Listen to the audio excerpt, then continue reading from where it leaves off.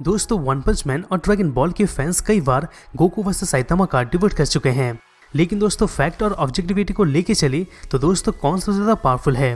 स्वागत है आपका दोस्तों स्क्रीन पॉइंट में और आज हम बात करने वाले हैं गोकू वर्सेस साइतामा के बारे में। दोस्तों यहाँ पर वीडियो स्टार्ट करने से पहले अगर आप हमारे चैनल पे नए हैं तो दोस्तों सब्सक्राइब करें ताकि इससे रिलेटेड कोई वीडियो आप मिस ना कर सके। दोस्तों अगर हम नोटिस करते हैं तो ड्रैगन बॉल और वन पंच मैन के फैंस को गोकू वर्सेस साइतामा के बारे में डिबेट करना बहुत ही अच्छा लगता है, क्योंकि दोस्तों इन दोनों में हमें बहुत ही खतरनाक पावर्स देखने को मिल जाते हैं। इसमें दोस्तों कोई डाउट नहीं है कि गोकू और साइतामा हार्ड ट्रेनिंग और नेचुरल एबिलिटी के जरिए अनबिलीवेबल पावर लेवल में पहुंच चुके हैं, लेकिन दोस्तों फिर भी इन दोनों के बीच में हमें कुछ की डिफरेंसेस भी देखने को मिल जाते हैं और इसी के जरिए हम कंपेयर कर सकते हैं कि इन दोनों में सबसे ज़्यादा पावरफुल कौन है। इसके अलावा दोस्तों वन पंच मैन का चैप्टर 167 भी आ चुका है, जिसमें दोस्तों हमें साइतामा का रियल पावर के बारे में आइडिया मिल चुका है। तो दोस्तों ज़्यादा टाइम ना लेते हुए चलिए कंपैरिजन को स्टार्ट करते हैं। दोस्तों एक बार वन पंच मैन के ऑथर ने बोला था कि साइतामा को कोई भी कैरेक्टर हरा नहीं सकता, और दोस्तों ये चीज़ से गोकू वर्सेस साइतामा वाले डिबेट को बूस्ट दे दिया था। दोस्तों आपको ये पता है कि गोकू अपने सीरीज ड्रैगन बॉल का प्रोटैगनिस्ट है। यहाँ पर गोकू को ज्यादातर ऐसे ओपोनेंट मिलते हैं जो उससे भी ज्यादा पावरफुल होते हैं, लेकिन दोस्तों ये सबसे गोकू अपना लिमिट को तोड़ के ऊपर जाता है और अपने पावर का एक नया लेवल में पहुंच जाता है। और दोस्तों ये वो रीजन है जिसकी वजह से दोस्तों सालों से मंगा में डेवलपमेंट होते जा रहा है। वही दोस्तों दूसरी तरफ अगर हम वन पंच मैन का देखते हैं तो साइतामा वन पंच मैन सीरीज का प्रोटैगनिस्ट है।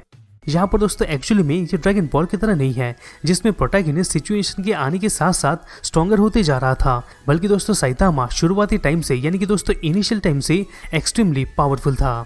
इसी की वजह से दोस्तों हमें लगता है कि इसमें और क्या डेवलपमेंट हो सकता है, जबकि दोस्तों साइतामा तो पहले से ही इतना ज़्यादा स्ट्रॉन्गर है। लेकिन दोस्तों शुक्र है इन दोनों ही सीरीज का, जो कि दोस्तों हमें इन दोनों प्रोटैगनिस्ट के बारे में इन्फो प्रोवाइड कर रहे हैं और इसके जरिए हम इन दोनों प्रोटैगनिस्ट का स्ट्रेंथ को कंपेयर कर सकते हैं और तो दोस्तों जान भी सकते हैं कि इन दोनों में सबसे ज़्यादा पावरफुल कौन है। यहाँ पर दोस्तों देखिए, अगर हमें जानना है कि इन दोनों के बीच में सबसे ज़्यादा पावरफुल कौन है तो दोस्तों हमें कुछ फैक्टर्स को लेना पड़ेगा, जैसे कि दोस्तों स्ट्रेंथ, स्पीड और कई सारे फैक्टर्स। चलिए दोस्तों सबसे पहले स्ट्रेंथ से स्टार्ट करते हैं। दोस्तों अभी हम दोनों ही प्रोटैगनिस्ट का रॉ फिजिकल स्ट्रेंथ से स्टार्ट करेंगे।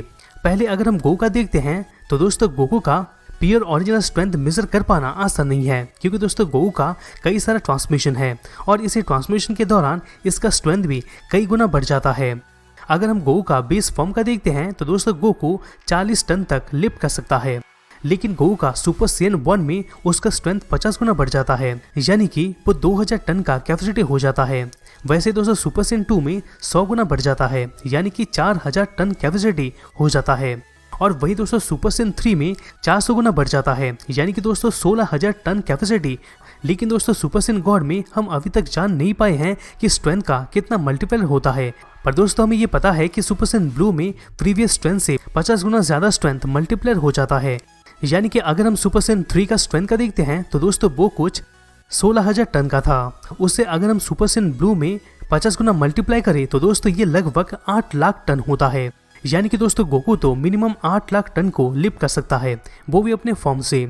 वैसे दोस्तों अगर हम साइतामा का रिसेंट बैटल के बारे में देखते हैं तो दोस्तों उस दौरान साइतामा ने ये रिवील किया था कि वो एक मिलिट्री एयरक्राफ्ट को उठा लिया था। ये वही एयरक्राफ्ट था जो कि दोस्तों रिसेंटली यूएस नेवी के द्वारा यूज किया गया था। इसकी वजह से दोस्तों लगभग इसका एवरेज बेसिक 1 लाख टन तो होता है, जबकि दोस्तों गोकू का हम 8 लाख टन कैलकुलेट किए थे। तो दोस्तों विदाउट फॉर्म गोकू कम पड़ जाता है साइतामा से, मगर दोस्तों विद फॉर्म गोकू साइतामा से आगे है। इसके अलावा दोस्तों अगर हम कुछ फैक्टर्स के बारे में देखते हैं तो दोस्तों साइतामा बोरस का स्ट्रॉन्गेस्ट अटैक विंड प्रेशर के साथ रोक लिया था। यहाँ पर दोस्तों ये चीज साइतामा को मल्टी कंटिनेंटल प्लस लेवल वाला कैरेक्टर बनाता है। इसके अलावा दोस्तों हम साइतामा को प्लानिटरी और स्टार लेवल का एक कैरेक्टर भी बोल सकते हैं, क्योंकि दोस्तों रिसेंट मंगा में ये मून को डिस्ट्रॉय कर दिया था। वहीं दोस्तों दूसरी तरफ गोकू अपने पंच की मदद से यूनिवर्स को डिस्ट्रॉय करने वाला था। यहाँ पर दोस्तों यूनिवर्स यानी कि दोस्तों मॉर्टल वर्ल्ड यूनिवर्स के बारे में बात हो रहा है। यहाँ पर दोस्तों इसके हिसाब से हम गोकू को यूनिवर्सल प्लस लेवल वाला कैरेक्टर बोल सकते हैं, या तो दोस्तों इसको हम एक लो कम्प्लेक्स मल्टीवर्स लेवल का कैरेक्टर भी बोल सकते हैं।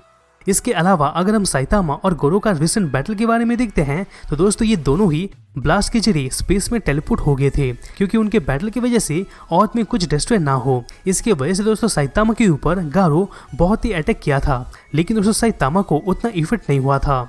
लेकिन इसके अलावा हम ये भी देखे थे कि साइतामा एक सिंगल हैंड के जरिए विदाउट फोर्स लगा के मून को डिस्ट्रॉय कर दिया था, जो कि दोस्तों साइज में और से भी बड़ा था। इससे दोस्तों हम ये कह सकते हैं कि साइतामा मून को डिस्ट्रॉय करने का भी पावर रखता है, या फिर दोस्तों इसे हम एक प्लैनेटरी लेवल या फिर स्टार लेवल वाला कैरेक्टर बोल सकते हैं। लेकिन अगर हम ड्रैगन बॉल में देखते हैं तो दोस्तों यहाँ अकेले पिकोलो ने ही गोहन के ग्रेट एव फॉर्म का डिस्ट्रक्शन को रोकने के लिए मून को डिस्ट्रॉय कर दिया था। इतना ही नहीं बल्कि दोस्तों गोकू और वेजिटा का ड्रैगन बॉल जी से ही मून को डिस्ट्रॉय करने का एबिलिटी रहा है। तो दोस्तों आप खुद सोच सकते हैं कि इस मामले में ड्रैगन बॉल के कैरेक्टर कितने ज्यादा आगे हैं। मानो दोस्तों ड्रैगन बॉल में मून को डिस्ट्रॉय करना कोई बड़ी बात नहीं है। इतना ही नहीं बल्कि दोस्तों गोकू के साथ अगर किसी का भी फाइट होता है तो दोस्तों ये फाइट का इफेक्ट पूरा गैलेक्सी में देखने को मिलता है, यानी कि दोस्तों गैलेक्सी में थोड़ा भूकंप जैसा महसूस होता है। लेकिन साइतामा जब अपना सीरियस पंच को यूज करता है तो दोस्तों उसका बैटल में हमें उस लेवल का पावर देखने को नहीं मिलता। हालांकि दोस्तों ये बहुत ही स्ट्रॉन्गर अटैक है, यानी कि दोस्तों इससे हम ये कह सकते हैं कि ड्रैगन बॉल में गोकू का फाइट के जरिए गैलेक्सी बोल उठता है। लेकिन दोस्तों साइतामा के मामले में ऐसा कुछ नहीं होता। यहाँ पर दोस्तों कुछ फैंस ये भी बोल सकते हैं वन पंच मैन का चैप्टर 167 में साइतामा के स्ट्रेंथ के ऊपर कोई भी लिमिटर नहीं था। ये दोस्तों में भी सच हो सकता है, और ये पॉसिबल भी हो सकता है कि साइतामा सीरीज के आगे बढ़ने के साथ साथ और भी पावर गेन करे। लेकिन दोस्तों वहीं दूसरी तरफ ड्रैगन बॉल सीरीज आगे बढ़ने के साथ साथ गोकू भी तो एक्स्ट्रा पावर गेन करेगा ना, जो कि दोस्तों ड्रैगन बॉल का एक ट्रेंड है। इसके हिसाब से दोस्तों साइतामा और Goku extreme power level gain करेंगे अपने अपने सीरीज में। यहाँ पर दोस्तों स्ट्रेंथ के मामले में अगर हम देखते हैं तो गोकू का टायर लेवल साइतामा का टायर लेवल से हाई है, क्योंकि दोस्तों देखिए कंटेनर लेवल टायर 6 में आता है, जो कि दोस्तों साइतामा का टायर था पहले। जब दोस्तों उसने मून को डिस्ट्रॉय किया विदाउट एनी इफेक्ट तो दोस्तों ये थोड़ा आगे बढ़ गया, यानी कि दोस्तों टायर 4 में आ गया। इसका मतलब दोस्तों गोकू टायर सिस्टम में साइतामा से सुपीरियर है। नंबर 2 पे आता है स्पीड। दोस्तों अब अगर हम इन दोनों का स्पीड को देखते हैं तो फिर दोस्तों जहां तक हमारा नॉलेज है कि ड्रैगन बॉल जी में गोकू 28 घंटे में 4,25,000 माइल लंबा स्नैक वे को ट्रैवल कर दिया था। इसका मतलब दोस्तों गोकू अपने बेस फॉर्म में 11,000 माइल पर आवर से भी ज्यादा स्पीड में ट्रैवल कर पाया था। लेकिन दोस्तों अगर हम गोकू का speed super Sen 1 power multiplier के हिसाब से कैलकुलेट करें तो दोस्तों इसका speed 335 million mile per hour तक हो सकता है, जो कि दोस्तों लाइट का स्पीड का आधा स्पीड हो जाता है। ये कैलकुलेशन दोस्तों उसी तरीके से हुआ है जिस रेशियो में दोस्तों आप लोगों ने स्ट्रेंथ का मल्टीप्लायर देखा था।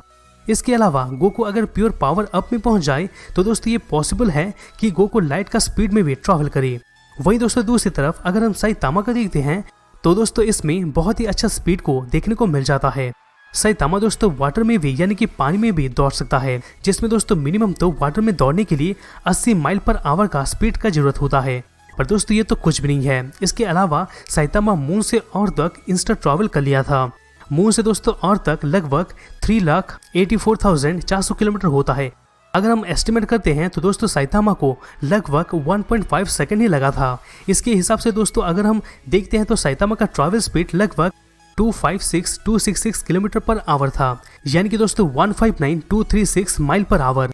यहाँ पर दोस्तों इसी के हिसाब से साइतामा का स्पीड गोकू का स्पीड से तो बहुत ही कम है, क्योंकि दोस्तों कहाँ गोकू का 35 मिलियन पर आवर और कहाँ साइतामा का। साइतामा तो दोस्तों 1 मिलियन पर आवर स्पीड भी नहीं क्रॉस कर सका।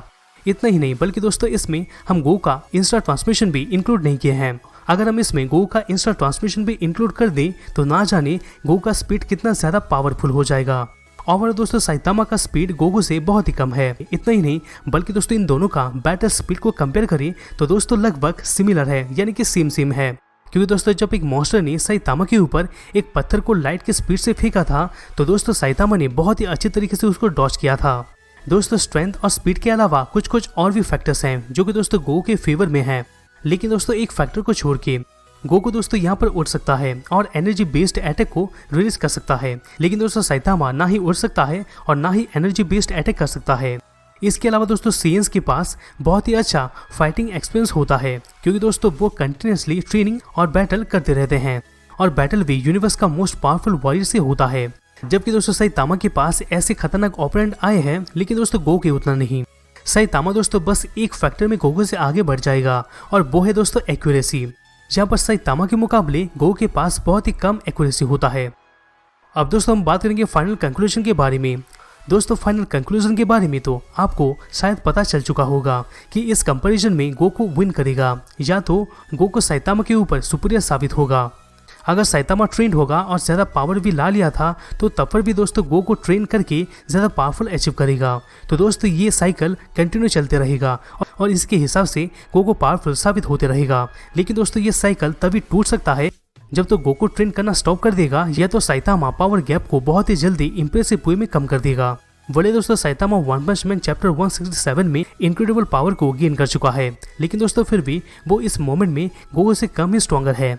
इस चीज में दोस्तों डाउट नहीं है कि इन दोनों कैरेक्टर सीरीज में जो सोचते हैं वो लोग ये अचीव कर लेते हैं, इनोसेंस को प्रोटेक्ट करते हैं और फाइट कर करके स्ट्रॉन्गर होते रहते हैं। लेकिन गोकू जिस पावर लेवल में है उस पावर लेवल में पहुंचने के लिए साइतामा को थोड़ा लंबा समय लगेगा। यहाँ पर दोस्तों आपको ओपिनियन क्या है कमेंट बॉक्स में जरूर कमेंट कीजिएगा। तो दोस्तों यही था गोकू वर्सेस साइतामा के बारे में। दोस्तों वीडियो को कैसा लगा कमेंट बॉक्स में जरूर कमेंट कीजिएगा। दोस्तों वीडियो अच्छा लगा तो प्लीज वीडियो को लाइक करना मत भूलेगा, जिससे हमें मोटिवेशन मिलता रहेगा और हम तक ऐसे ही ऑसम कंटेंट पहुंचाते रहेंगे। तो दोस्तों हमसे वापस मिलते हैं किसी दूसरे नए वीडियोस में।